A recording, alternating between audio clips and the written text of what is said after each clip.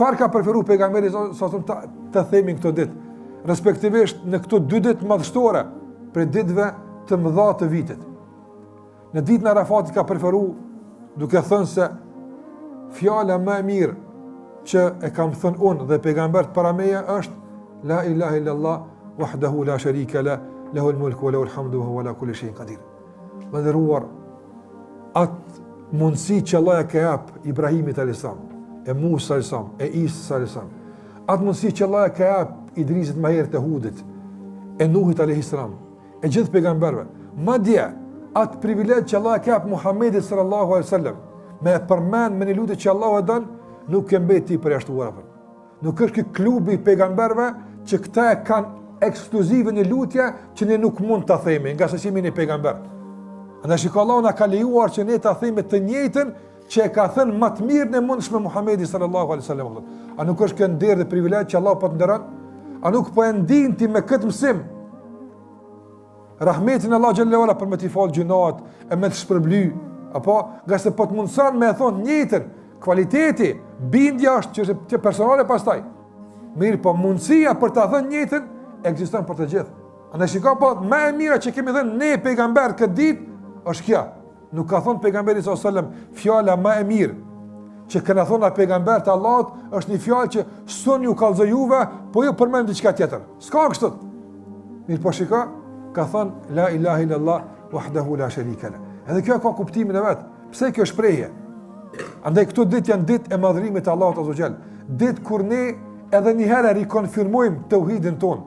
Edhe një herë ndoshta i qasemi atyre bindjeve që i kemi konfirmuar më herët, të besimit tonë Allah xhallahu ala, që ta shtojmë bindjen më tepër, duke thënë la ilaha illallah, duke rikonfirmuar edhe një herë kushtet e kësaj fjale, duke rikonfirmuar edhe një herë dijen që kemi për këtë fjalë, bindjen e nështrimin, e gjitha ato që kjo fjalë i kërkon. Madje kur themi la ilaha illallah, të rikonfirmojmë edhe një herë kriterin tonë të miqësisë dhe armiqësisë, kën e kemi afër dhe kën se kemi afër. Gjitha këto rikonfirmohen në këtë ditë madhështore. Dhe është një përjetim i posaçëm, jo vetëm thënie, por përjetim i posaçëm kur ne e themi me gjitha këto kuptime. Madje në këtë ditë ne si musliman vëllezëruar, Allahu xhallahu ala nuk e ka veçuar dikën ndaj dikujt, sikur se thashë tek thënia la ilaha illallah.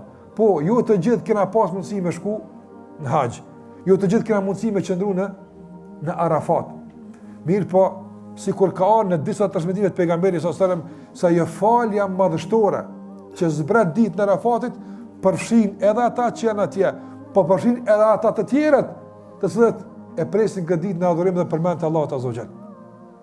Prandaj kjo ditë e madhe Arafatit gjithashtu neve na jep një shpresë të re për fuqinë dhe mundësinë dhe aftësinë e këtij umeti që përsëri ta rimerr vetën e vet, që përsëri të bashkohen, që përsëri të kthehen fuqisë së unitetit që kështu Allahu xhallahu ala ata i don.